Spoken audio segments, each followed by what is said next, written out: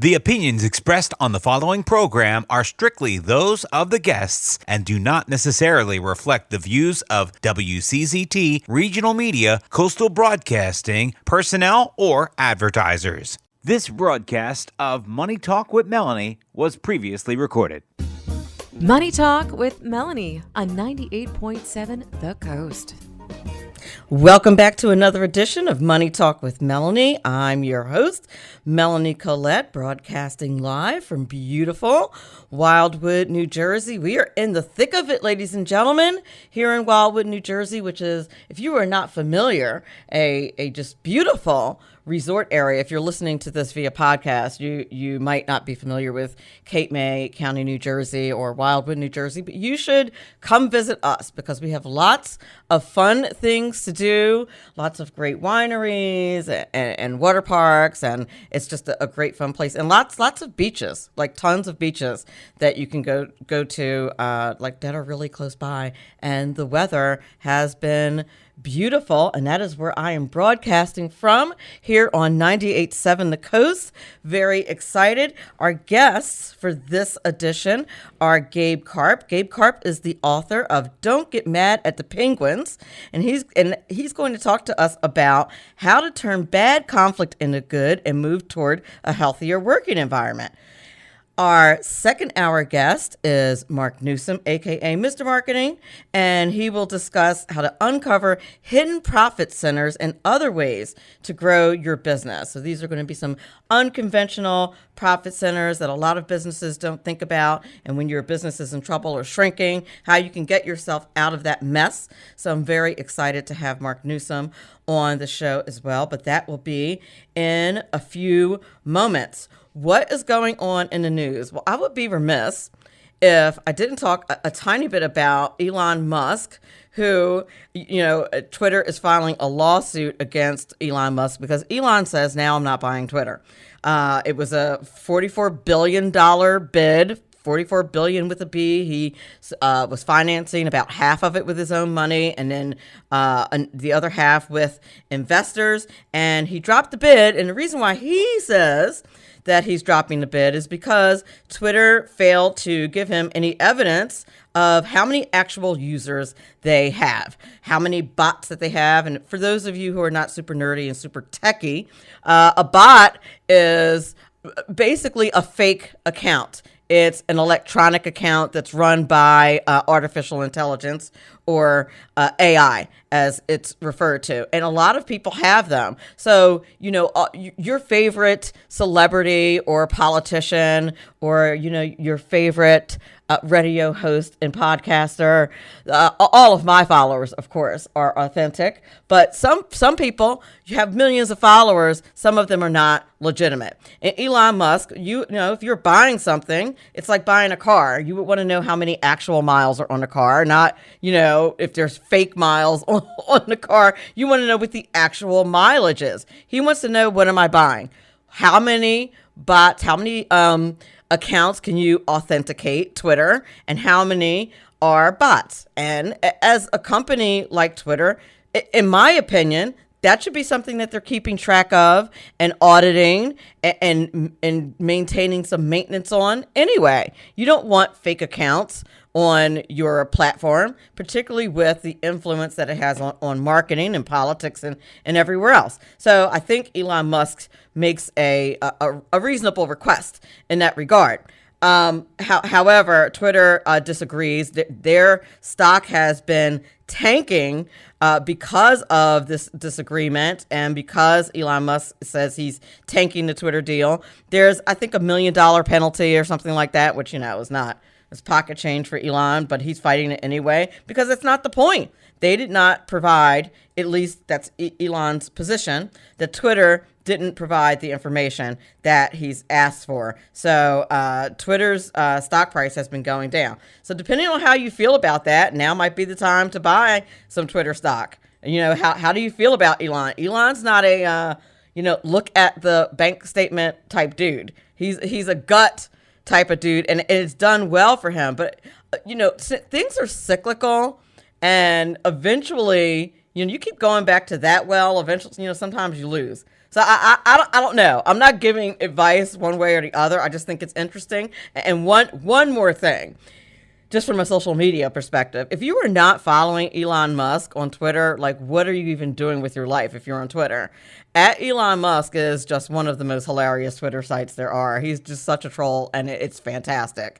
So when the news broke that Twitter was suing him, like, how do you troll somebody on their own platform, for real? So he responds to the news that they're suing and that they're lawyering up and all these threats with a meme that says, with a picture of him that says, they said I couldn't buy Twitter. And then the next picture is another picture of him that says, they said they wouldn't disclose their bot info. And then the last picture of him says, now they want to force me to buy Twitter. And it's just a meme of him laughing. And it's hysterical. And this is a tweet. Like, he's trolling Twitter on their own platform, which is why you need to follow Elon Musk on Twitter. I'm just saying, why are you not doing that if you're not?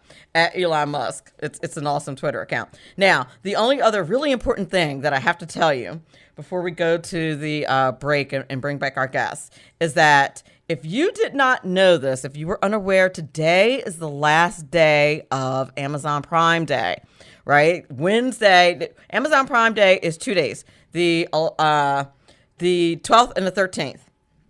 And today is the last day. So if you have not, this is between 7 and 9. If you have not jumped on Amazon and taken advantage of Amazon Prime deals, let's go now. And, don't flip over. Open another tab if you're listening to this on the web.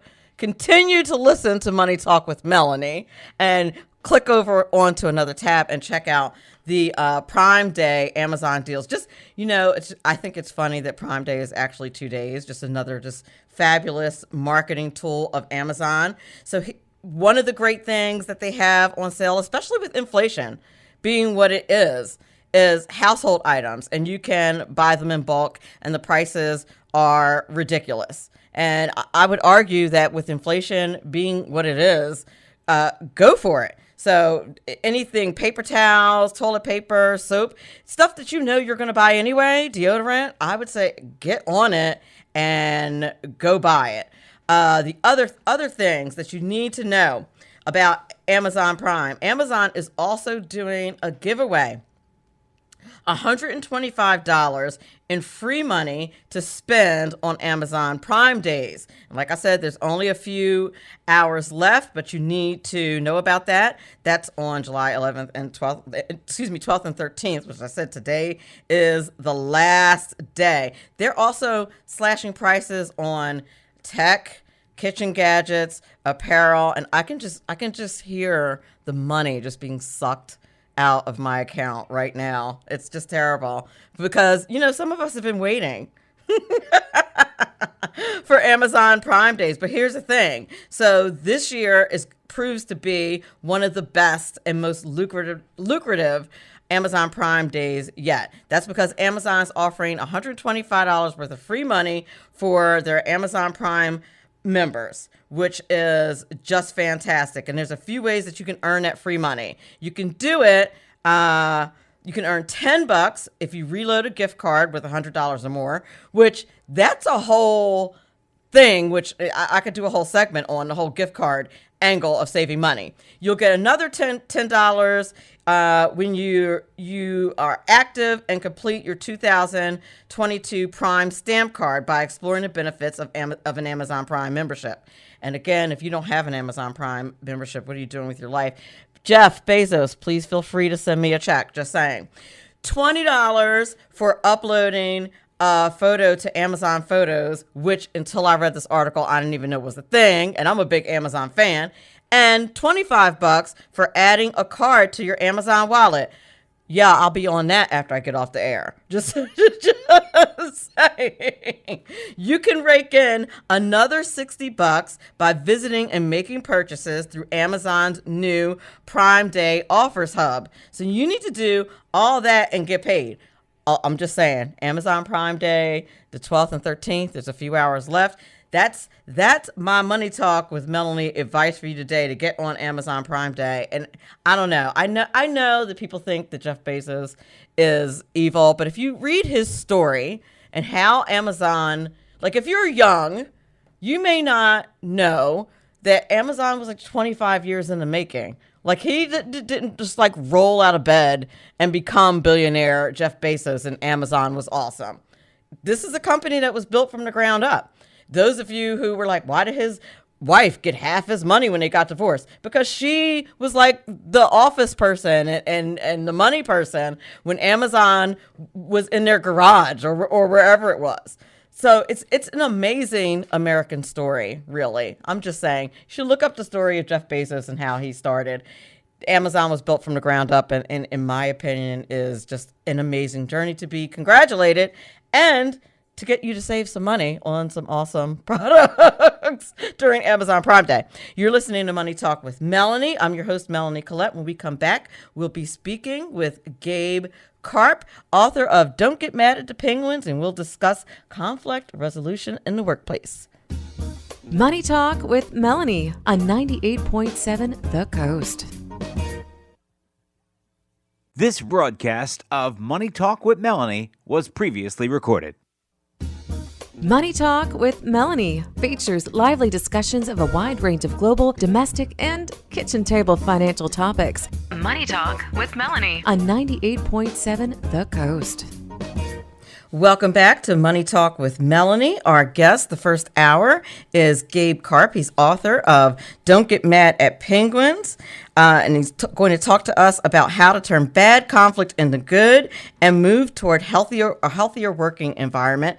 Very excited to speak with him today. A little bit about Gabe Karp. He spent his first 10 years of his career as a trial lawyer. He later joined a small technology startup as one of the key executives who grew ePrize, now Merkle, into one of the top digital promotions companies in the world. Gabe then entered the world of venture capital and currently sits on boards of several companies in the Detroit Venture Partners and Lightbank portfolios. He has negotiated business and finance deals in hundreds of millions of dollars and frequently speaks on embracing healthy conflict. For more, you can visit GabeKarp.com. And without further ado, I'd like to welcome Gabe Karp.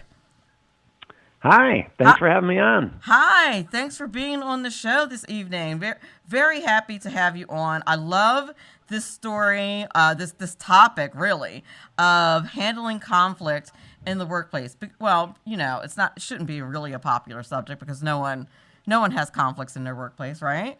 Right. Everyone's perfect. No one has that issue. I really think there is actually more conflict post-COVID, right? Because, you know, people are arguing they don't want to go back to work. Well, who does? They don't want to go back to the office. They, you know, because of gas prices, because of crime, if you live near a city, or because because of, you know, work-life balance and productivity. There are lots of arguments, but there's also just lots of other conflicts in the workplace. What say you? Yeah, I mean, there's a lot to unpack there, but I think the overall level of anxiety has definitely spiked in the past few years compared to the years before that. Everybody is just feeling a little on edge, a little anxious, and that's on top of the regular, ordinary stresses of life. So it's a nice, healthy mix and fertile ground for lots of conflict. So that is what makes this a really poignant subject right now. It certainly does. Now, before we continue, I really need to ask where you got the title. Don't argue with penguins. Don't get mad at penguins. Yeah. Don't get mad at penguins. Definitely don't argue with them either. But I think that was me projecting. Right. Yeah. Where's your head at, Melanie? What's going on? There's a chapter in the book called "Don't Get Mad at Penguins Because They Can't Fly." And really, the penguin analogy is a lesson in acceptance, that we should accept people for who they are and not expect them to do things that they're not capable of, even though sometimes we may really, really want them to. And one of the challenges with that is sometimes it's hard to see someone's limitations, especially if everything else we know about them suggests that they're not limited. So take a penguin, for example. Well, what do you mean a penguin can't fly? It's a bird. It's got wings. It's got feathers, and birds with wings and feathers can fly, except that they can't. Flight is just simply beyond their abilities. Yeah, and we could choose to get mad at that, or we can accept it and move on. Okay, I think I am with you. I'm with you. I'm right there with you. But I think, I shouldn't have said but, right? But there's always a but. There is always a but. So I think that's sage advice for life, right?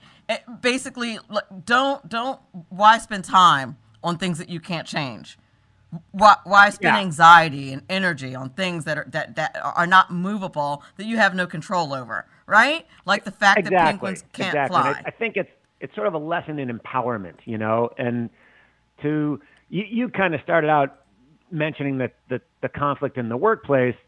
I no longer distinguish between work and personal life. It's just all just life. But let's stick with maybe a practical example in work. Let's say you're at work and you're continually finding yourself in conflict with a particular person.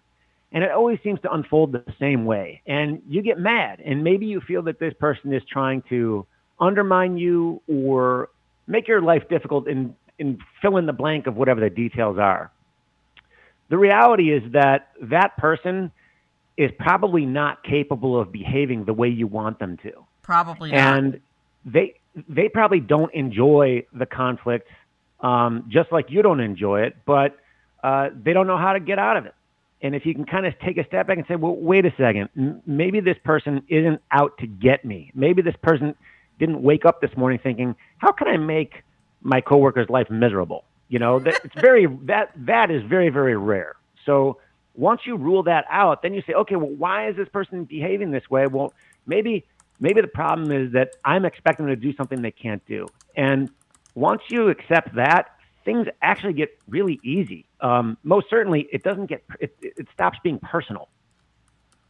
Okay, all right. I hate the fact that you're sounding super reasonable. It's really bugging me. I'm just kidding.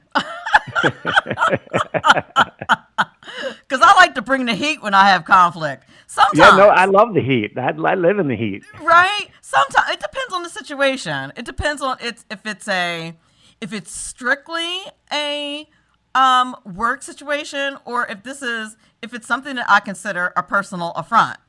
If it's a personal affront, I'm fitting to bring the heat for real. But if it's something professional, then that can be handled differently. So I handle those, but they can both be in the workplace. But I think that the workplace has become really muddied by this whole narrative that we should be bringing our whole selves to work, which I'm old school and I disagree. I think you should come to work and bring the part of you that gets the job done. I'm on the and same I don't page care with you. about the rest of that. Yeah, I agree. I do think that the social contract it's referred to sometimes between today's employer and today's employee is that, well, okay, in addition to me working here and then you paying me, which is the traditional contract, I also expect as the employee, you're going to do things to help me. And you're seeing it a lot. You're seeing a lot of benefits being offered to team members, which isn't necessarily a bad thing. But one of the realities is that it sort of engenders a sense of entitlement on the part of the team members. Now, do you think, though? Right. I mean, I work with a lot of, working with younger people occasionally. You're like, what is wrong with you? I'm always thinking, what is wrong with you? And as you've probably gotten a sense of at this point, I have no problem saying, what's wrong with you? Right. I mean, and I hear you. And we used to refer to them as the trophy generation. Growing up in like Little League and sports, when I was a kid, if you lost the game, you lost and you went home as a loser. And it hurt, but you learned to deal with loss. Now everybody gets a trophy, whether you win or lose. Right. And when that happens as a small child, when that's how you start to see the world through that filter, it does affect the way you approach work. It's like, well, what do you mean I haven't done a good job? I worked really hard. Why are you telling me I didn't do a good my job? best. And in my other life, I'm an educator, and it is one of the most irritating things about teaching is that they'll say they did their best, but if you completely miss the mark, like, do you want your doctor to operate on you and say he did his best? And like, or the pilot of the plane that you're flying in, right? Or your banker who's keeping track of your money. Do you want them to say, "Well, I got close"? Like, yeah. Like there are, or if you're at the local grocery store and they ring up your groceries, let's just keep it that simple. Do you want to pay for exactly what you bought, or do you want the cashier to get close? Right. Yeah, exactly. And I think, I mean, the frustration you're expressing is obviously very common among the, I don't want to say the older generation. You can say it. I'm not offended. Let's say the more experienced generation. There you go. The more mature, certainly. Yeah, the more mature. But I do think that there's overlap there, and there's room for common ground. And I deal with, on a regular basis, I deal with people, Gen Z as they're called. Yes. People born right around the, even millennials are entering the workforce, and there's a space there when someone says, "Hey, I worked really hard." I think there's an opportunity for a great conversation to say, "Hey, there's nothing wrong with hard work, but results actually do matter." Yes. Because results are what enable us to fund your paycheck. Yeah. Because you don't want us to. You don't want us to say to you, "Hey, we worked really hard to put the money in the account so that your paycheck would cash, but we worked hard. We didn't achieve the result, but we worked hard." Well, everybody that's an easy example for, I don't care who you are, you understand that. And when we're in a workplace where people are kind of bringing, as you said, they're kind of bringing all of themselves.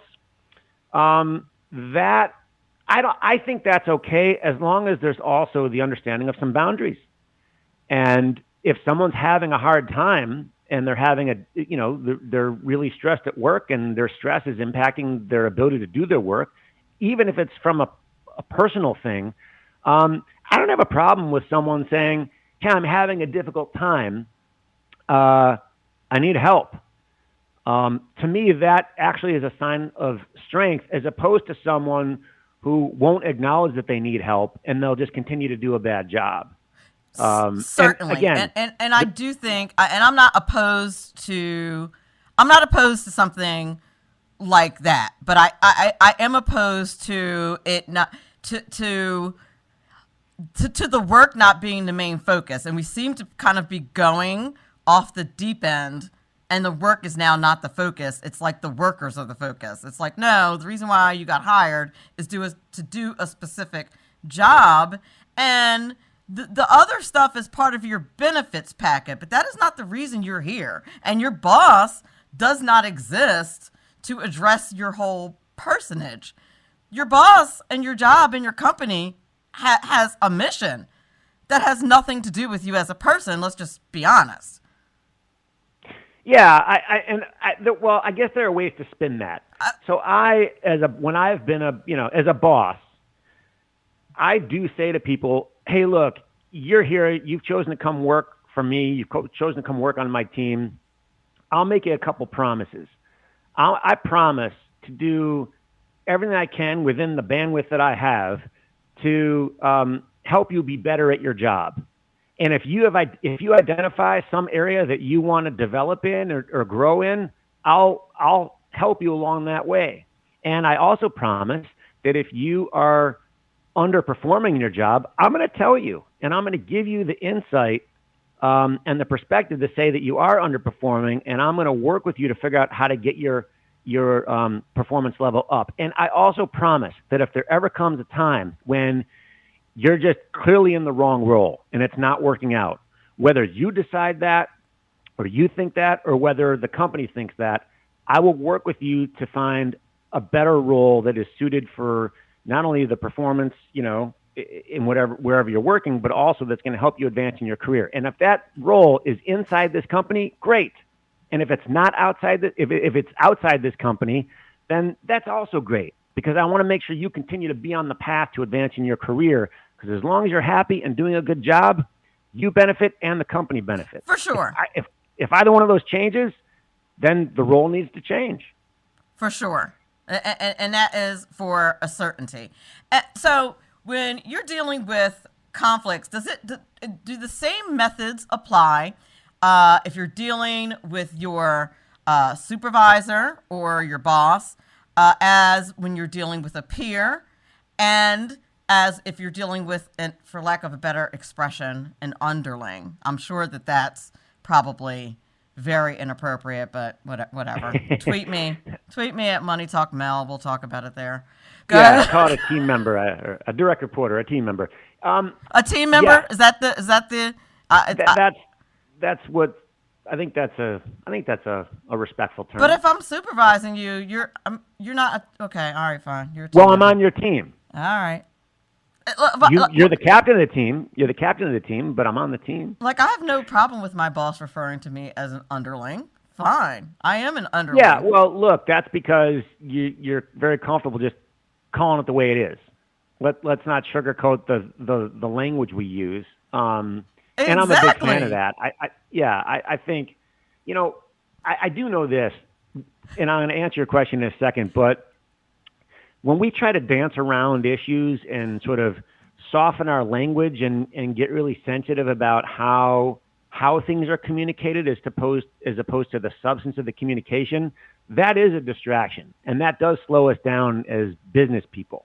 We cannot compete effectively against other companies who aren't bogged down or weighed down by having to accommodate adolescent emotional needs. Because that is what they are. Preach on it. Say it louder again for the folks in the back. Adolescent emotional needs. Exactly. Like, what? Go talk to your therapist about that. But look, we got work to do. Exactly. And then in answer to your question, are the tools the same no matter who you're dealing with? Yes, they are. I think that so when I talk to audiences about this, I kind of frame it in terms of, look, it doesn't matter what role you are or what hierarchy, what place you have in the hierarchy of an organization. There are toxins that naturally occur in human interactions. And if we don't keep those in check, we're going to be engaged in toxic conflict. So we need to detox it so we can engage in healthy conflict.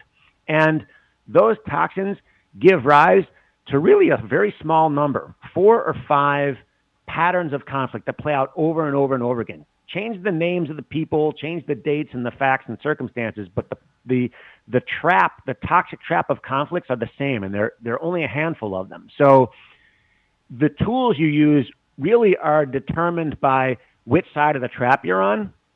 And there's a lot to unpack there, but I think that whether you are and I used to be a litigator, right? Whether you're in the courtroom or in the boardroom or even in the break room or the high school cafeteria or the Thanksgiving dinner table, the patterns of conflict are always the same, and therefore the same tools that effectively detox them work in all instances.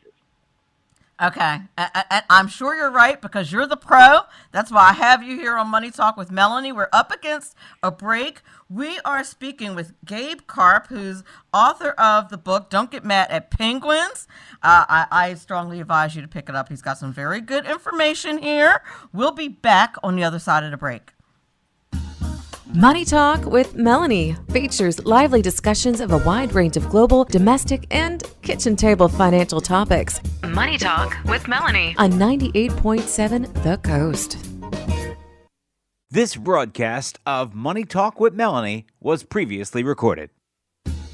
Money Talk with Melanie features entrepreneurs, CEOs, and politicos who are experts in their fields. Money Talk with Melanie. Money Talk with Melanie on 98.7 The Coast. Welcome back to Money Talk with Melanie, where this hour our guest is Gabe Karp.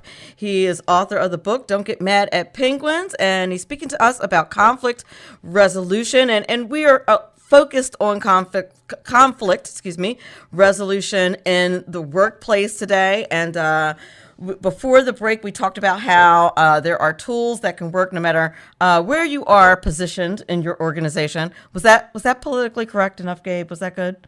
Yeah, no matter how you're positioned within your organization. Gold star for that one. Yep. Thank you very much. The host curtsies. So what are some of the tools that we could possibly use if we find ourselves in conflict with someone in the workplace? How do we resolve them? Do they always need to be resolved? Like sometimes, I don't know. I feel like they don't. I personally, and you're probably going to tell me this is all wrong, and you can tell the host that. I'm flexible. I'm not sensitive. Okay. But I have a 3-strike rule with people. That's how I operate. You have 3 times to diss me before I address the situation. Because, people go through things. Life is crazy. Work is stressful. You know what I'm saying? So in my opinion, if you diss me 3 times, then it's definitely like an us thing. It's not a random, you're just going through something thing. Yeah, I'm gonna say you should only get 1 diss. Really? And yeah, because if someone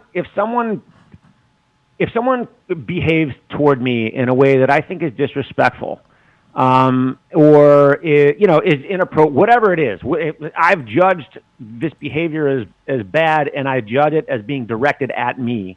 I think the sooner you can call that out, the better. And you talk about tools. Here's one of the tools. I think in calling that out, it took me a while to just think about this and focus on it, and then I was able to really develop the control here. But the instinct is, someone disses me, someone attacks me, I'm going to attack right back. I'll come over the top of them, right? Right. Well, that is always going to escalate the conflict. Instead, I just put the brakes on, and I just say, usually I'll try to make light of it just because that's my personality. If someone is disrespectful, say, well, I guess you really didn't like that idea. Right. I tend to do that too. Sure. Yeah, but if someone gets pretty, if humor doesn't really have a place in the interaction, I just call it right out, and I say in a very calm, I call it the shopping list voice, and I'll get into that in a minute, but I'll just use it right now. It's like, hey, the way you're talking to me, I'm perceiving it as very disrespectful, and I'd prefer that you not do it. I think we're in a business here, and you may not like my idea, you may not like the thing that I did, but I assume that doesn't mean you don't like me personally. And even if you don't like me personally, I do ask that you treat me with more respect than how you just treated me. The sooner that you can call that out, half the time, probably more than half the time, the person who hears that takes a step back and thinks to themselves, whoa, I'm being perceived in a way that I don't want to be perceived. I did not mean to disrespect this person, or maybe, you know what, I did mean to disrespect him, but now that he's called it out to me, I realize I shouldn't have. And I owe him an apology, and he's opened the door for us to move past it. I'm going to walk through that door so we can move past it. But let's take a more anxiety-driven example. Let's say I'm on the phone with a client who's terminating its agreement with my company because someone on my team screwed up. Ugh. And I'm just pissed off, right? Because I'm human and I have emotions, and that's a natural, normal thing to get mad at. So one option is I slam the phone down, I march over to that person in front of everybody, I just lay into him. Ooh. Hey, I just got off the phone with the client, and I go on and on and on. You lost a $2 million a year account because you don't know how to do your job, and you better get your head out of your, what, or I'm going to find someone who will. Right. So that's one option, but that's not giving feedback to somebody. That's just me beating up on someone. That's just me venting to someone. And let's say the reason that the client terminated the agreement is that the person sent them deliverables with mistakes in them. And they said you sent deliverables with mistakes in them. They missed a deadline. They said that's the first time you've done that either, so they're done. They fired us. So that's option one. Option two is I use the shopping list voice. And just to explain it, let's say, Melanie, you say to me, hey, Gabe, I'm just running out to the store. Do you want me to pick anything up? I say, sure, I want to make a cake. Can you pick up some eggs, flour, milk, sugar, frosting, and sprinkles? Yep, a shopping list voice. You get it. So apply that to this situation where I say, hey, I just got off the phone with a client. They said you sent deliverables with mistakes in them. They had to redo your work. They missed a deadline as a result. And they also said it's not the first time they've done this. So that's a $2 million a year account that we just lost because of the mistake you made. Now, and then scene, right? So the substance of what's communicated in both scenarios is identical, but in the first example, when I launched that tirade on that person, they probably stopped listening to me 2 seconds in. There were probably things going on in their brain physiologically that prevented them from literally processing what I was saying on a conscious level because they were in fight or flight mode. They were defending the attack. In the second example, I'm sure they didn't like what I said, but at least they heard every word, and it is important that feedback be given. So if someone disses me or disses you, and you launch into the tirade, that'll escalate. But if you use that shopping list voice and call them out on it, that'll back it way down because 99% of the people aren't looking to engage in like brute force attacks on their coworkers. There's a lot of undermining. Yeah, but people will undermine and talk behind people's backs. But if you call that out and pull it right out in the open and shine a bright light on it, like pull it out of the shadows, to me, that's what I call engaging in healthy conflict. Like there is a conflict here. Let's not avoid it, and let's not pour gasoline on it. Instead, let's pull it out in the open. Let's remove the toxins from it and say, hey, you and I have a difference of opinion here. Let's work it out. That sounds reasonable. And I'm not saying that it isn't. No, I think you're right. It is reasonable. Now, would you say, and I like the example that you gave, would you say that email is not an appropriate way to address a conflict, especially if it's the first time? Or, like for me, I tend to use email, particularly if there's a conflict. And here's the reason. Because, first of all, I want to make sure that all of what I think is the case, and it needs to be. I want to be clear, and I want to be clear and concise, and I don't want there to be emotion with it. And quite honestly, I think that depending on who you are and the way you talk and your demeanor will always kind of come off as a certain way. Now, I don't know if you looked at the show or you saw a picture of me, but I'm a brown girl, and brown girls, black girls, when they have something to say, we're sassy, and I am sassy. Like I own the fact that I'm a sassy pants, no doubt about it. I'm not denying that. But when I speak, particularly if I'm unhappy about something, I feel like it definitely comes off as worse than if a counterpart that doesn't look like me would say the same exact word. And I'm typically not that girl that says that about race, but I think that is a contributing factor, which is why I don't want. When I'm presenting a conflict, I don't necessarily want someone looking at my face when I'm presenting a conflict. I want you just looking at a completely objective email and looking at the conflict. Does that make sense? Yeah. And looking at what I'm saying. Total sense. That makes total sense. And I get it. You're very clearly when you've got something to say, you're going to remove all question as to exactly how you feel. You're going to make that known. I'm a total shrinking violet. Don't believe it, Gabe. But you point out something that is important, and I think we as a society have really tried to ignore or deny, and that is that there are cultural differences, and I think those differences should be celebrated. And by the way, I have friends, independent, like we all kind of grew up in the same culture, but we have different personalities, and I have some person that every other word is just swear words and everything else, but I don't take it that personally because I understand, hey, that's just how he communicates. And you said the magic words. You said, I want to be able to communicate without the emotion in it. So I would say this, the role of email, I think, is critically important in any kind of conflict. there needs to be email. However, sometimes when you communicate something in email and your intent is that there not be any emotion in it, because there's no tone of voice associated with the printed word, there's misinterpretation. I'll tell you a really funny thing. Literally yesterday, I was with a friend. He's got teenage daughters, and his daughters, they were talking as a family, and the daughter said, "Oh, Dad, you're the meanest texter within our family." And he's like, "What are you talking about?" There's like, when we say something, hey, can we do this or that? You just answer sure or yes. And he said, "Well, what's wrong with that?" It's like, there's no smiley faces, there's no emojis, there's no exclamation point. So he, in his mind, he's communicating just like, "Hey, Dad, can we go do this?" And he's thinking he's saying sure, and they're thinking he's saying sure. So, right. So I would say that the best, when it's a real conflict, that's got some meat to it, I think it does need to be addressed face to face, followed up with an email,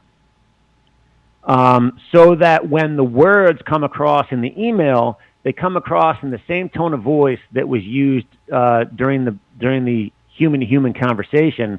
The challenge is, Melanie, as you say, you've got a certain style and a certain way of coming at people when you feel that there's an affront. I don't think that's a problem, and I don't think you need to necessarily change your whole personality. My suggestion would be, say a disclaimer up front, ideally even before a conflict happens, where you're working with someone, you say, "Hey, look, if things ever get a little ripe around here, or I think you're offended and I come to you, just know I may sound very aggressive in my tone, but in the big picture, it's all good. That's just the way I communicate. So please don't misinterpret an aggressive tone from me as I don't like you or I disrespect you. That's just how I act." And even in the moment, as you vent out, sometimes you just need to, that's how your neural pathways have been established. You need to get that aggressive tone out in the air to somebody. But literally a tenth of a second after it happens, I think you create space in your mind where you have vented and you feel better. And then you can immediately jump in and say, "Hey, look, I know that sounded harsh. And I wish it didn't sound as harsh as it did. Because here's what I really mean. Here's how I really feel about it." Does that make sense? It does. It does make sense. It does make sense. I feel like I'm yeah, no, it does. It makes sense. I'll tell you one other thing. Sorry to interrupt. No, please do. I know people who, so I've been in organizations where there are bosses who are really aggressive and they're mean and they drive fear into the hearts of the people on their team. And they're able to motivate some action, some productivity, but there's a cap to it. And I also know that those very same people, when the people, their team members, their direct reports, when they're not around, the direct reports are talking about, okay, how are we going to navigate around the volatility of our boss? We think our boss is a little crazy and a little emotional. So how are we going to manage? Let's put energy and talk about how we're going to manage the uncontrolled emotions of our boss. And I don't think that's healthy. I think that energy that they put into figuring out how to manage around that would be much better spent figuring out how to advance the interests of the company, how to make a client relationship better, how to serve a client's, how to service a client better or achieve their goals. And I think that the bosses would be a little embarrassed if they knew that those conversations were happening when they're not around. And they wouldn't want, and then the really good bosses are like, well, gosh, I don't want people on my team spending time trying to manage my emotional state. That makes me sound weak. But more importantly, I'd rather we all just spend time figuring out how to make the company better. So there's two sides to it. Sure. Sure. You keep saying I sound reasonable. Does that sound reasonable? Yes, it sounds reasonable. I suppose. No, it does. No, you're giving us some really good stuff. No, you are. You're giving us some really good stuff. So talk first and then follow up with an email. Even if you think you might want to punch that person in the face, don't. No, okay. That you didn't say that. Yes. That was me. Don't. Right. No, and by the way, Gabe did not say that. I'm glad you said that, because there's a guy that I used to work with. He didn't report. He kind of whatever. I noticed that he had a good relationship with people on his team, and one of people on his team came to talk to me about him one day, and it was really funny because he had so much loyalty among his team members, and he had a meeting with a guy who he was telling this guy things the guy did not want to hear, but that he needed to hear, and the leader said to him at some point, he says, "You really want to punch me in the face right now, don't you?" and at that guy, he says, "No, I don't." He says, "No, look, I've looked at people who want to punch me in the face, and they have the same expression that you have right now." so I think that was such a great tool. It just sucked all the oxygen out of this person's anger, because the guy did want to punch him in the face, but once it was called out and it was put out there, it made them both be able to relax and be able to take a step back and say, "Hey, you know what? There's more important things than wanting to punch someone in the face." This is very true. I can't believe we're to the end of the hour already. Please do, Gabe Karp, tell everyone where we can follow you, where we can book you, where we can get your book, Don't Get Mad at Penguins. Please. Yeah, so GabeKarp.com. That's GabeKarp.com. And tell you everything you want to know and more. Excellent. And remember, everyone, don't get mad at penguins. Okay, I'll try to remember. And now that's going to low-key be my nickname for people I don't like. Oh, it's just a poor penguin. A lot of Gabe's people like, okay, I didn't mean it that way, and you're really messing up my whole penguin thing. I know it's not as fun as, doing your thing, but hey. No, I love it. Thank you so much, Gabe. And the show will be posted as a podcast in the next few days. I really appreciate you being on the show this evening. Thank you so much. Yeah, thanks for having me on. It's been really fun. Yep, indeed. Have a good one. Okay, you too. Bye-bye. Money Talk with Melanie features entrepreneurs, CEOs, and politicos who are experts in their fields. Money Talk with Melanie. Money Talk with Melanie on 98.7 The Coast. The opinions expressed on the following program are strictly those of the guests and do not necessarily reflect the views of WCZT, regional media, coastal broadcasting, personnel, or advertisers. This broadcast of Money Talk with Melanie was previously recorded. This is important because it's your money. Your money. Money Talk with Melanie. Money Talk with Melanie on 98.7 The Coast.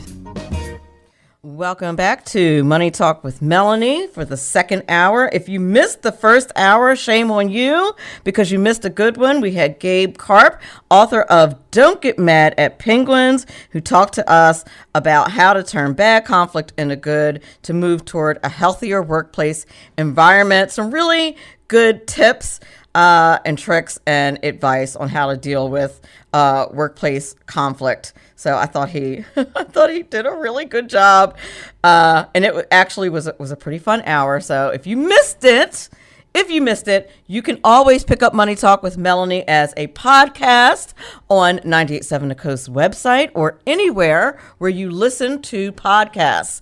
Blueberry, Apple. You can ask Alexa, play the last episode of Money Talk with Melanie, and I'm certain that Alexa would be delighted to do so. You can listen to it on iHeartRadio, Listen Notes, anywhere you cannot run, you cannot hide from Money Talk with Melanie. The best place to find kitchen table, financial topics as well as global economic topics and just your run-of-the-mill business topics. So very, very exciting and fun conversation. Make sure that you go ahead and listen to that once that is up and posted. Gabe did a really good job explaining to me how I've been handling my conflicts very well. No, he didn't. He was good. He was good. And we could all use some tweaking, right? With how we do things. And I just think it's always a good idea to listen to experts and to just grow as people. It's always a good idea, even if we refuse to. And at 5'2", I'm assuming that that's what happened. At some point, my stubborn self just said I'm not doing it anymore.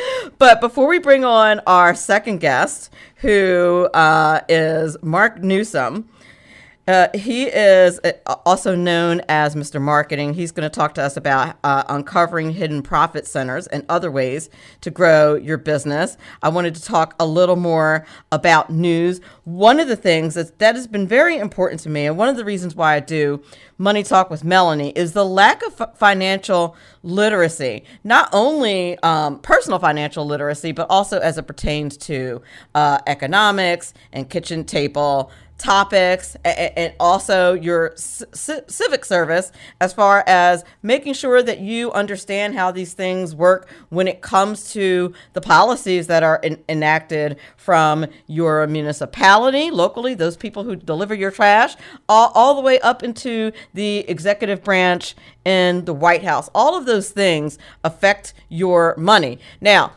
one important thing to understand, your municipality, quite frankly, affects your money and your lifestyle way more than what happens in the White House. That is just true. Way more than what happens in Congress.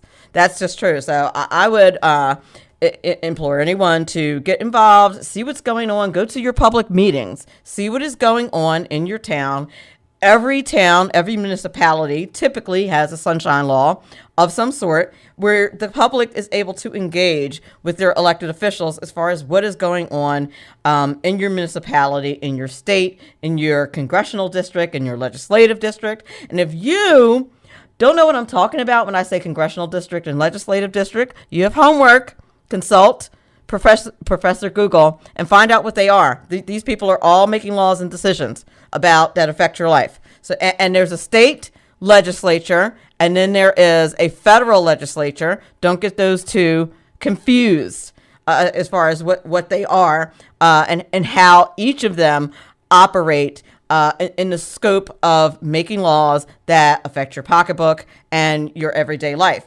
I said all that to say that I ran across an article on Kiplinger.com that talked about addressing America's financial literacy crisis. And the argument that was made in the op-ed was that crisis starts at home. And I'll tell you, as someone who in another life also teaches financial literacy, economics, and computer applications, that it's clear in that teaching that there are gaps. For sure. Just in, the questioning of the students that I talk to and just having conversations, that a lot of people don't have a grasp on how to run their finances. I did not before I got involved and started teaching on how to do that on a personal level. And these are very important skills so that you don't mess up. And the earlier that you get a handle on these skills, the better. So if you were not sure,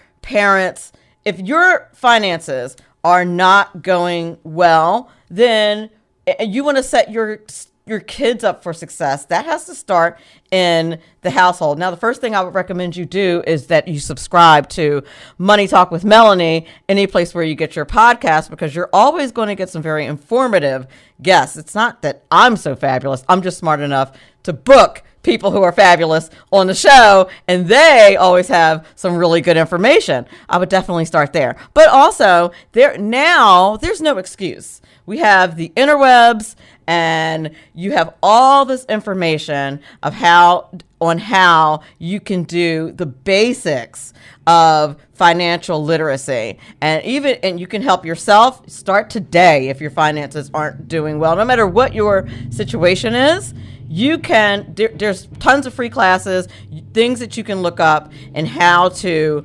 address your finances. But you really want to set your kids up to do better. So developing financial skills, very important. How to effectively strategize, including your personal financial management, your budgeting, and investing. If you don't have that as a foundation, you're going to struggle with everyday tasks like getting your bills paid on time, make goal setting and planning for retirement, or even buying a car or a house. So that's why this stuff is really important. So parents, make sure that you're talking to your kids about money. Now, when I was growing up, I feel like that was a major violation, right? That was considered grown folks' business. Like, you don't ask your parents about adult things. Well, let's throw that thinking out the window. And as old school as I am, this is one old school thing that I'm throwing out the window. Now, the what and how always needs to be respectful, right? You know, that needs to be a respectful conversation with your kids. Your kids shouldn't necessarily be all up in your business, and you don't want to create a situation where they're worried or something like that, but you certainly do want to have conversations with your kids about money and make sure that they understand the value of money. And you can start that very early. And again, if you're like, I don't know where to start, you have a whole computer in your pocket, probably, right? Your phone. And there are tons and tons and tons of tips. And if you go to the archives of Money Talk with Melanie, anywhere where you get your podcasts, on any podcasting platform, I can assure you that there's tons of information and podcasts and episodes that talk about how to talk to your kids about money. Very important. Create an at-home money project. Always a good idea. That helps to enhance financial literacy and just helps kids understand. You want them to be able to connect the value of items with money, that you guys just don't go out on a money tree and get things, that it takes actual work. And, you know, I tell students sometimes when I'm teaching financial literacy, when it comes to how much something is worth, how much you make an hour and how many hours you have to actually work to achieve that item. Would you, if somebody said, if you work for me for 40 hours this week, I'll give you this one iPhone. Is that iPhone as valuable to you now that you paid $2,000 for? If you literally worked a whole week and you made $2,000 and someone was like, now here's your iPhone, would you be cool with that? It's a whole different perspective, right? But it's very important that we're just not buying our kids stuff and not connecting the dots. If your kid is out there making $15 an hour and you bought them an iPhone, show them how much it costs. Calculate how much it would cost them, how long it would take them to earn the money to buy an iPhone. They need to understand the connection. Prioritize formal education, and there's tons of financial literacy for online that's free for high school students. You should definitely do that. And if your state does not require a financial literacy class, I think we're up to 13. When I first started teaching financial lit, it was 6. One of the few things that the state of New Jersey does right is that they do legally require that students pass a financial literacy class in order to graduate, which is really a good idea. So if your school does not require it, if your state doesn't require it, you should be about advocating for doing so. It's a very good idea. You're listening to Money Talk with Melanie. I'm your host, Melanie Collette. In a few minutes, we'll bring on our second guest, Mark Newsome, who's also known as Mr. Marketing. We'll be back in a few minutes. This is important because it's your money. Your money. Money Talk with Melanie. Money Talk with Melanie on 98.7 The Coast. This broadcast of Money Talk with Melanie was previously recorded. Money Talk with Melanie features lively discussions of a wide range of global, domestic, and kitchen table financial topics. Money Talk with Melanie on 98.7 The Coast. Welcome back to Money Talk with Melanie. I'm your host, Melanie Collette, and our guest this hour is Mark Newsome, aka Mr. Marketing. Mr. Marketing is a cash flow generation specialist. He routinely helps semi-cash strapped small business owners and or service providers on and offline generate or discover previously hidden profit centers within their business or service by strategically maximizing once considered completely dead or grossly underutilized non-traditional assets or resources. I'm very excited to have Mark Newsome on the show this hour, and without further ado, I'd like to welcome Mark Newsome. Excellent. Thank you so much for inviting me and allowing me to be a guest, Mel. This is fabulous. Oh, thank you, and thank you for being so engaged. You are just a fantastic guest already. I haven't even talked to you yet. Like I'm loving this. So, is there anything that I said in your bio that you'd like to enhance, or any more you'd like to tell the audience about yourself? Well, I'm like you, Mel. When I listened to a past episode, I said, I got to get on this show because you are a ball of fire. I love your passion and your energy. And I said that to say I'm the same way when it comes to trying to help business owners, service providers, entrepreneurs, startups maximize what they already have and take it to a whole nother level. I like it. And I think that, when people first start out, they just want to make some money, right? We don't even think about stretching and maximizing. That definitely helps. Right? Like, we just want to get the bills paid. Absolutely. But how do we actually maximize? That's a totally different ball game when we're talking about maximization. Yes, it is. Particularly cash-strapped businesses, which with inflation being what it is, I think cash is, matter of fact, I know cash is at a minimum. And what the economic statistics are saying right now is that not only are people personally using more credit, which is not a good thing right. for the economy, but businesses are also using more credit, and their savings are being eaten up by the inflation and just increased salaries that are going on that are still not keeping up with inflation. So the whole kind of economic climate is a little problematic, which is why the timing of this topic is just really perfect. Absolutely. In fact, if I could piggyback off what you're saying, Mel, I want to start off something. Ladies and gentlemen, Melanie and I are going to try to broaden your perspective in the short time we have together. Mel, I have to share this analogy with your audience. I hope they will see where we're going. And this might be because it involved two men. We'll see when we get to the punchline. Two gentlemen are driving across the desert on the hottest day of the year. They have no air conditioning. They're miserable. The one guy on the passenger side finally rolls down the window.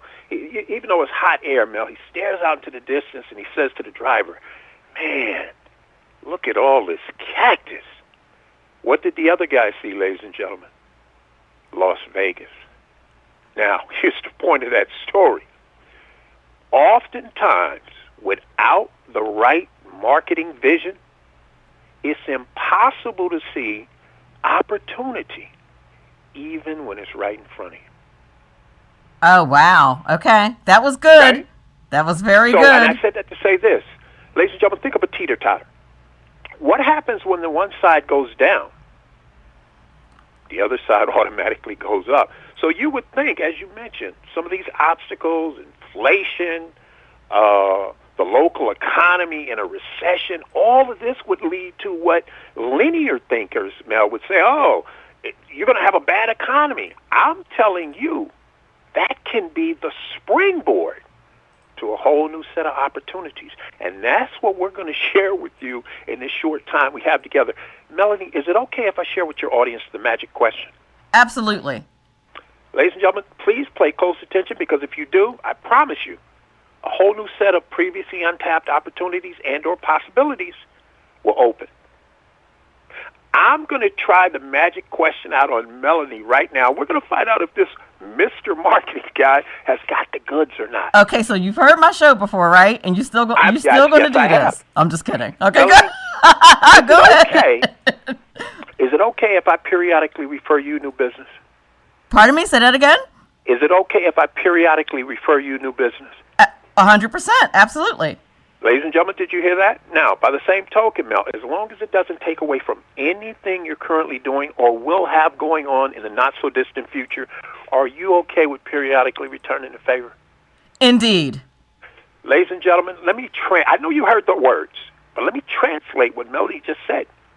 Mark, not only do you get access to my current awesome resources, assets, connections, but the ones I'm going to have next week, next month, next year that are 10 times better, you get access to those too. So what I'm telling you is your current vendors and future vendors, ask them this question. And here's what you'll be getting access to. Their current customer base, future customer base, current VIP customers, current future VIP customers, as well as their current and future vendors, and all of the same for those. For pennies on the dollar, people. This is how you go from working extremely hard on your business and service to extremely smart and hard. I'm sorry, in your business and service to working extremely hard on your business and service. Yes. That's And how you get leverage. that is such an easy trick. That's not even a trick. And I'll tell you something. One of the reasons why I said you're already one of my favorite guests before I even talk to you, I'm going to tell you why. Okay. Because there's, I at this point, I've had scores of guests on Money Talk with Melanie. And I don't doubt it. one of the reasons why you do a podcast, right, is to promote your business. Absolutely. Right? So Right. people come on the show to promote their business. And one of the first things I do is follow them on all their social media, right? Okay. I think you already know what I'm about to say, Okay. That's at least part of it. right? Okay. There's rarely any reciprocity. I'm doing you a solid. Ooh. One, I'm having you as a guest on my show. Right. Two, I told you up front, I'm promoting the podcast and tagging you on your social media. Three, Right. I've already followed you on all your social media. And then you, as a guest on my show, don't think to do the same. And Right. I find that super weird. I'm with you. And- I'm with you. And that is an easy way, like you just said, because that magic question I feel like is parallel, right? Right. It's an Absolutely. easy way to get access to each other's networks. And why would you not do that? Exactly. For pennies on the dollar. Right. And it costs nothing. It costs nothing. No-brainer. I'm with you. That's a no-brainer. So why And in would you fact, not I'm do so? hoping It you really said that ticks me because off, you saw my, to be honest. post on LinkedIn. Because I'm like, I got to blow this girl up, man. She's doing you a solid. Absolutely. Hey, while we're at it, Mel, I can already tell, even though I haven't listened to a ton of your episodes, which I'm going to start doing because I love your economic and your whole political things. Really, this is awesome. But, ladies, I know you've warned your audience of this, so I would be remiss if I do not. Ladies and gentlemen, if you are only rocking social media, your Titanic is headed for an iceberg. And let me tell you what I'm saying. Melanie, how many times have you heard about some of these guru and guruettes? They got 275,000 Instagram followers, 300,000 Twitter followers, so many people on Facebook, and they wake up one morning and poof, their accounts are shut down. Yup. You heard this, ladies and gentlemen? So what I'm telling you is this. You absolutely should be rocking social media. Melanie's rocking it. I'm rocking it. But here's the thing.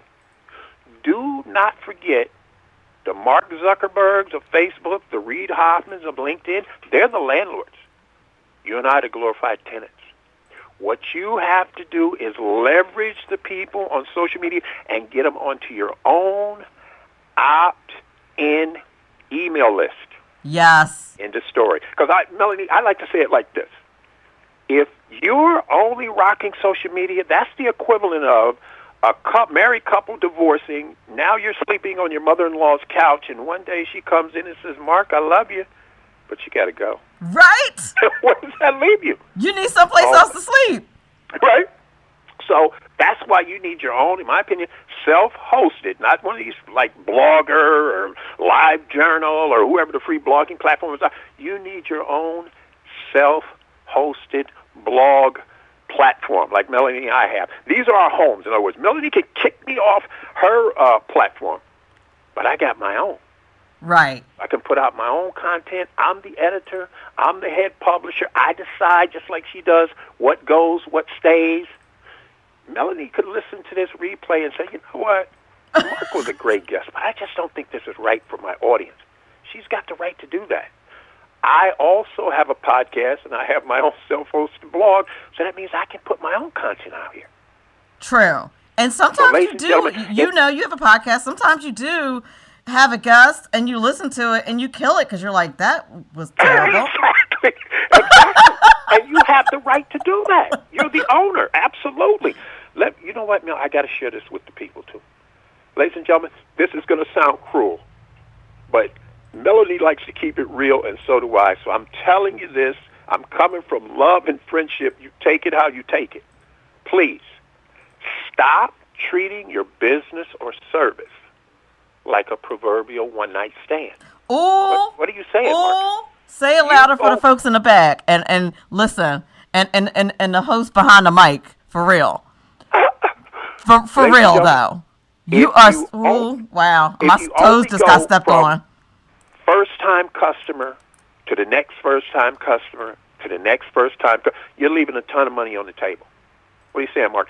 When you get a customer or a client to show you trust and respect and purchase, I don't care if it's a low-end product, mid-level, high-level, when that happens, you start drilling down because they're good for repeat sales, referrals, testimonials.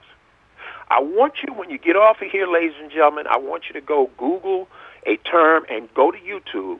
Here's a term that Melanie and I throw around, but you really need to understand this because otherwise you're shooting in the dark if you're using any type of paid promotion. Total lifetime customer value. Once you have a realistic idea of what that is, now you can decide what you can actually afford to invest. Notice I didn't say spend, invest to acquire a first-time customer or client. If you just pull a number from air, how do you know you can actually afford that over time? If you're spending $1,000 a year, a week, a month on PPC, pay-per-click, but the total lifetime customer value of your ideal customer is less than that, my friend, you're going to be upside down very quickly and frustrated and quickly out of business. You got to know your numbers. You sure do have to know your numbers. And people go into business all the time, and I'm asked my advice fairly frequently on this, not knowing what the numbers are. It's the same people who don't budget, and I get it. Ignorance is bliss, but not in this case. No, you're right. It's sad, but it's true. It's true. Right? Like you can't. You got to have an idea. In other words, if you're going from East Coast to West Coast by car, but you only have enough money to get to the middle of the country for gas, you're going to be in trouble, man. Do you understand that? You got to know what it's going to take for you to land that first customer, and then you got to know how to nurture them. In fact, Melanie, I hear you say this term all the time. I don't want to date myself too much, but years ago when I was a kid, there was a song out that said, the same thing it takes to get your baby hooked, it's going to take the same thing to keep her. So meaning, once you get that customer or client, you got to hang on to them. That's where the wealth and the because remember, 80 what's the numbers, Mel? Something like 80 to 90% is spent on retail, the front end to get them, and that balance between 20 and 10% is front end gross profit. When you flip it, in other words, when you drill down and you get that customer come back more often, spend a little bit more, refer more often, give you testimonials, video or audio or written. Now you're getting 75, 80% gross profit versus 20% expense. And this you're killing me because this makes so much sense. Right? I mean, this is, in fact, let's be honest, Melanie. Let's just cut to the chase. Ladies and gentlemen, if you're not following the basic, proven fundamentals, I like to say it's the equivalent of walking through a minefield blindfolded. You can be lucky if all you do is blow off an arm or a leg. Right? This is true. You're headed for trouble. There's no two ways around it. And what we're trying to do, the business diva and I, what we're trying to do is give you some success insurance. We're trying to hedge you against the dangers that are out there. Because if you're not equipped with the right information, I don't care. And here's something else that's so sad. I know you know this, and I know it. They think magically because they're online, proven business fundamentals don't apply somehow. No, the old school. Right? No, the old school stuff still applies. It's the basis of everything. Listen, ladies and gentlemen, joint ventures, power, what I call main power headlines, this stuff started offline. It came there first, and then the gurus that jumped on the internet and learned how to market using the internet started teaching this stuff. They didn't make this stuff up. Now, that some of them, give them the credit, have enhanced it. But the fundamentals started offline. You know what? I got to share this too, Melanie. I was on a podcast recently with a young lady who primarily 108% of what they did was online. I mentioned direct snail mail, and she kind of had this attitude like, we don't do anything with snail mail. And I pointed out to both her and her audience, I said, listen, direct snail mail has already proven itself over trillions. That's trillions with a T, ladies and gentlemen, in dollars over the decades. It was here long before the internet, long before social media. So it's a proven medium if, and this is an if in quotes, really, you know what you're doing. And there it is. Here's one of my favorite jokes I like to share, Mel. I say, Melanie, have you ever loaned anybody, a relative, money? Yes, sir. Okay, have you gotten it back? Yes, sir. Okay. Let's say you do that 3 times. Yes. Melanie, is it a stretch to go around telling people you're in the banking industry? I think that it might be, not to mention illegal. Just because you mailed something out, direct snail mail, and it didn't work out, don't go around saying direct snail mail doesn't work. Okay, you're right. You know what? You're right. People do snail mail. I'll tell you a story. Very recently, okay. I applied for my passport, right? Ooh, and okay. Anybody who has a passport or has a new passport knows what they do is they want original documents. Ooh. And they snail mail it back to you. Right. I was like, absolutely not. I'm not giving the government my original documents for them to give it to the United States Postal Service with no really, tracking. Right. Absolutely no. Like, this is me in the clerk's office filling out my stuff for my passport. I'm like, I'm not, no. And now the person who was in the office, I happen to have gone to school with, she's like, it's going to be fine. Just relax. It's going to be okay. and sure enough, it arrived in the mail yesterday. And right. it was in pristine condition. So shout out to the State Department and to the United States Postal Service for doing a good job. But well, you're in the minority there. You know that, right? Okay. Am I in the minority? Yes, you are. Okay. I hope they don't come after me for that statement, but that's the truth. Melanie, is it okay if I show your audience how to turn a quote-unquote one-time sale into a perpetual gold mine? I think that they would love that. Let me ask, how long do we have till break? I saw you pick up the paper. Okay, we have 1 minute to break. Go ahead.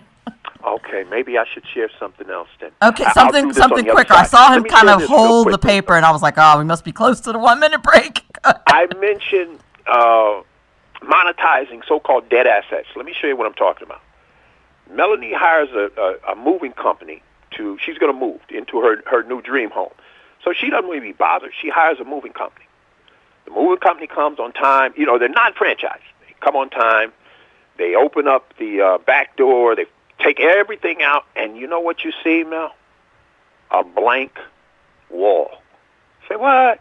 There should be a sign in there from a local, non-franchise local furniture store saying, do you need affordable furniture now? Yep. Exclamation point. And a phone number and an extension so they know when they say extension 12, extension 32, whatever, that's coming from Joe or Sally's moving company. That wall should not be blank. This is what I'm talking about taking your so-called dead or greatly underutilized assets, entrepreneur, and monetizing them. You're so right. Those are very good tips already. We are speaking with Mark Newsome, a.k.a. Mr. Marketing. Very excited to have him on the show. He's showing us how to generate from hidden profit centers, and he's doing a very good job, ladies and gentlemen. We'll be back on the other side of the break. Money Talk with Melanie features lively discussions of a wide range of global, domestic, and kitchen table financial topics. Money Talk with Melanie on 98.7 The Coast. This broadcast of Money Talk with Melanie was previously recorded. Money Talk with Melanie features lively discussions of a wide range of global, domestic, and kitchen table financial topics. Money Talk with Melanie on 98.7 The Coast. Welcome back to Money Talk with Melanie. We're speaking with Mr. Marketing, also known as Mark Newsome, and he's giving us some awesome tips and tricks on how to generate cash flow, especially if our businesses are a little tight on cash these days, especially with inflation and everything else going on, how we can maximize our marketing for our companies on and offline. Very good information so far. So what's the next thing, Mark? What do you think? Oh, Melanie, with your permission, we're going to spin them out. I don't know how much time I have left, but ladies and gentlemen, please. You got about 15. How much? You got about 15. Oh, plenty of time. Now, all right.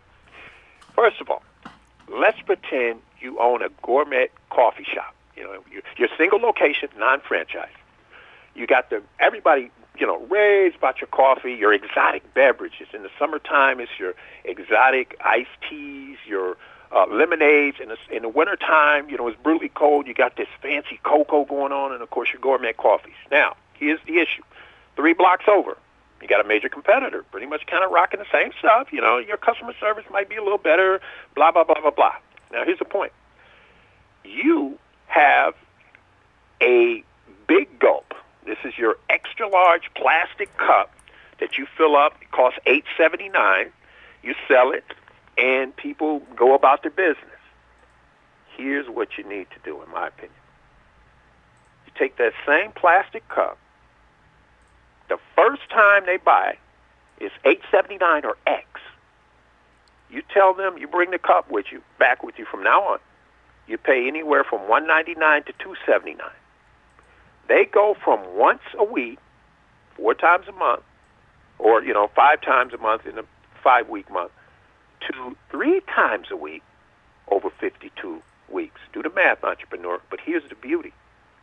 Whenever they bring the cup, now remember, this is an ethical bribe for those people who have the plastic cup. You call this your coffee an ethical club. Bribe, okay? Right? Right? Yes. I mean, politicians, I got that from the politicians. I don't know what you're talking about. If you say so. I have no idea what you're referring to.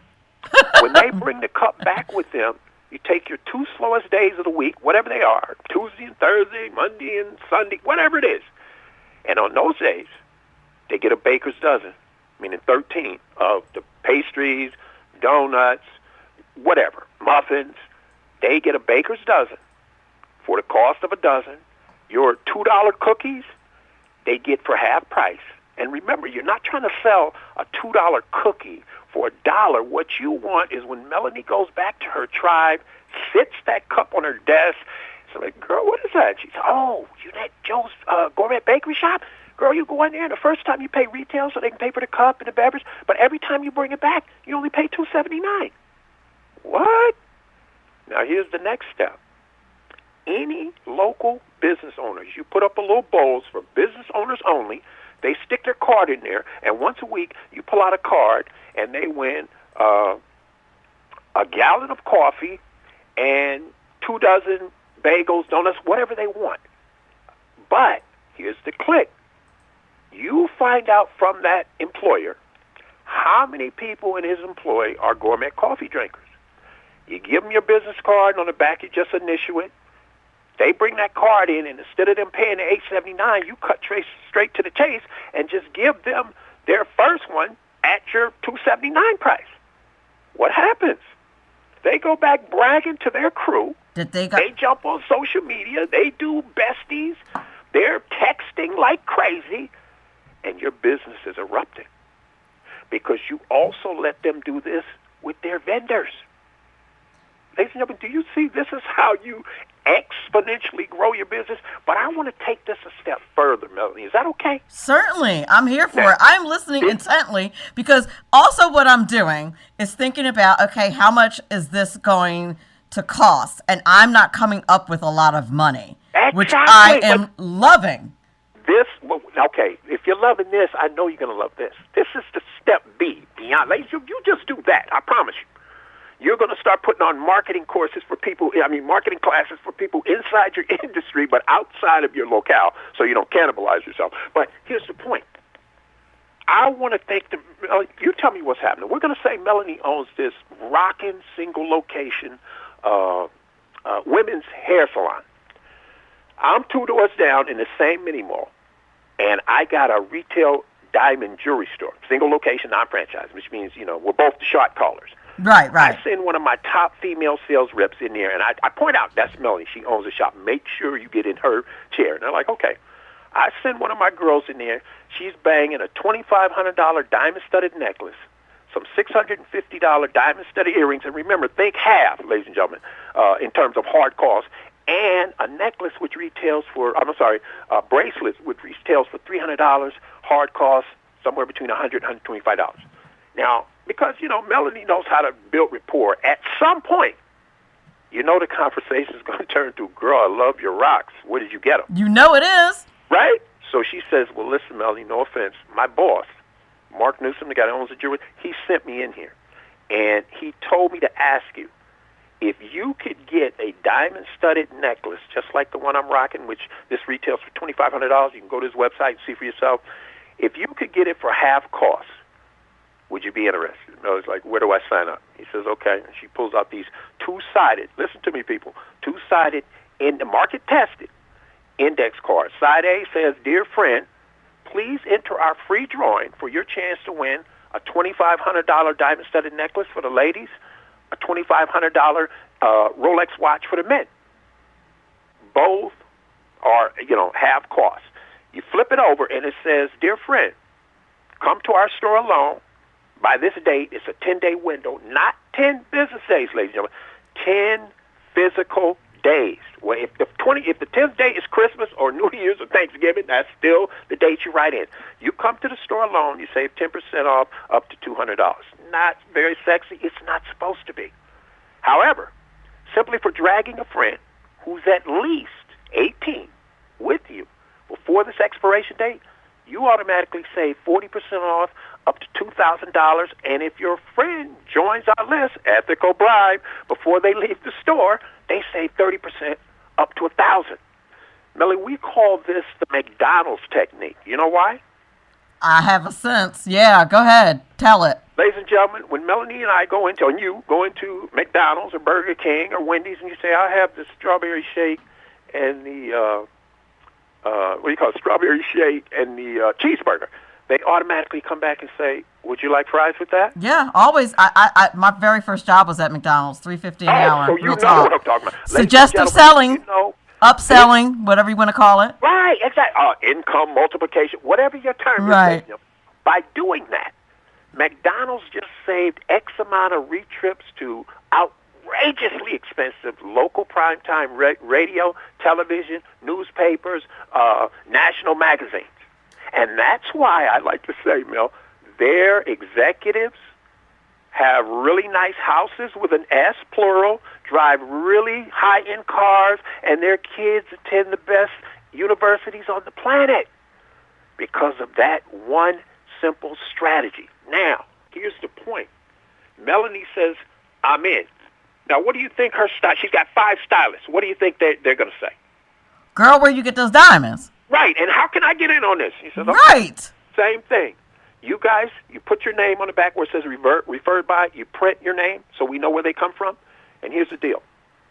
Melanie, as soon as by the way, I'm sorry. Melanie, you only have to pay half price, and we're going to call it a deposit. What do you mean, Mark? As soon as you generate 15 customers or 25 customers, whatever that bar is, we're going to give you your deposit back. And you can rock that necklace, because we know when your customers come in and sit in a chair, they're going to want to know where you got it. That's when you hand them this card. Now, every week, whichever stylist passes out the most that turns into customers, we, the jewelry store, will pay your booth rental fee for the week. See, now you're just really extra now. Now that's just... Every time you do at least 20, we're paying your lease for the month. Hello? That's brilliant, first of all. Hey, no, wait a minute. We're not done, because I know I'm running short on time. Here's the other thing. Every month, ladies, I'm saying for the stylists, whoever has the most customer leads to customers, in other words, you pass these out and they become a customer, it doesn't matter how much they spend, by the way.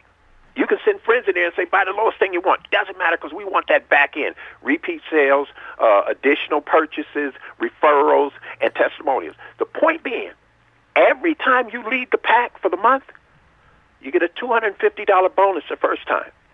Every time you lead thereafter, we double it. You make $500.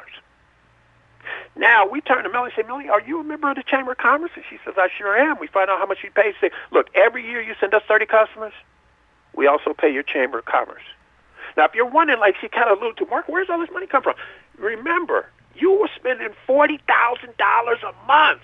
I call them alligators on that outrageously expensive, dismally, performing local billboard ad campaign. And Melanie, can we be honest? I'm a man, and I'm going to admit this on radio. Unless there's a hot babe leaning up against a car on that billboard, we don't see it.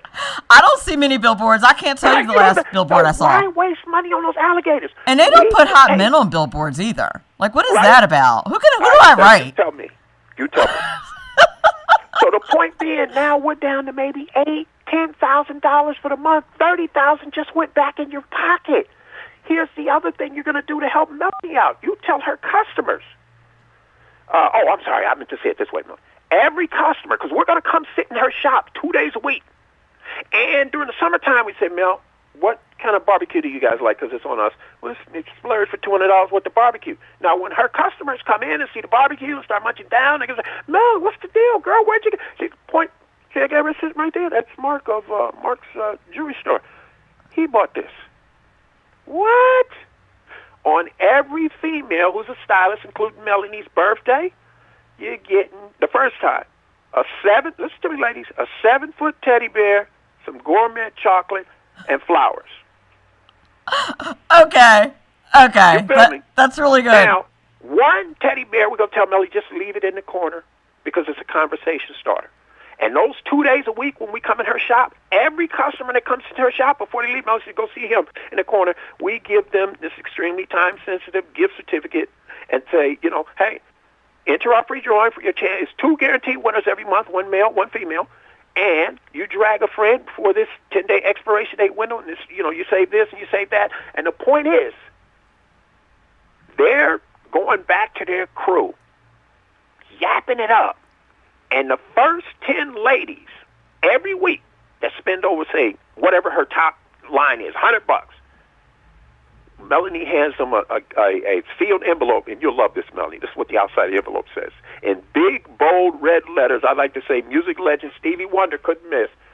You definitely deserve this exclamation point. They open it up, and it says, this one's on us, meaning Melanie. I pay Melanie, reimburse her hard costs, so she's not out of anything. But they go yap it up to their friends on top of the fact they're looking good, and some of them, best believe, are going to come buy some bling from me. Ladies and gentlemen, if that's not a bow to tie this thing up, I don't know what is. It is, and your timing was perfect. I feel like you may have been on a podcast before, or a radio show. I feel like you no, done but this I should have been. like Okay. one time, maybe. Before. Mark Newsome, a.k.a. Mr. Marketing, ladies and gentlemen. Tell the folks where they can follow you, avail themselves of your expertise, which is clearly vast. I'm going to be listening to the show a couple more times awesome. when it's posted because your information was just excellent. Please drop by my house. You Can Market, all one word now. You can market online now.com. That's my blog. Check it out. If you're into the audio, you're on the go, you're working out, whatever, please stop by Spotify.com. Look up the Marketing Minute. Mark Newsome, Mr. Marketing. Scroll down the first title you see that grabs your attention. Please listen to it, and only if you think it's warranted. Please give me that 5-star review because that helps spread the love. That is very good. Mark Newsome, a.k.a. Mr. Marketing, just an excellent, excellent job. Thank you so much for coming on Thank Money you. Talk with Melanie. I appreciate it. Pleasure was all mine. Indeed. Money Talk with Melanie features lively discussions of a wide range of global, domestic, and kitchen table financial topics. Money Talk with Melanie on 98.7 The Coast.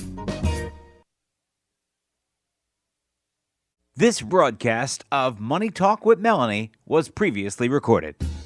Money Talk with Melanie features entrepreneurs, CEOs, and politicos who are experts in their fields. Money Talk with Melanie. Money Talk with Melanie on 98.7 The Coast. Welcome back to Money Talk with Melanie. I want to thank my guests, Gabe Karp and Mark Newsome, for being on the show this evening. I'd love to thank Mark for running the board, and anybody who is listening to the show this evening live, thank you so much. If you're listening to this as a podcast, I appreciate you as well. Please be sure to tune into next week's Money Talk with Melanie, where we'll have as our guests Monica Bryant, founder of Triage Cancer. She's going to talk to us about how to effectively use insurance so that you don't end up drowning in medical debt. Also, we'll have author Brian Oubre, who will discuss his new book, 12 Steps of Boundaryless Success. And remember, ladies and gentlemen, all of this is very important because after all, it's your money. Money Talk with Melanie on 98.7 The Coast.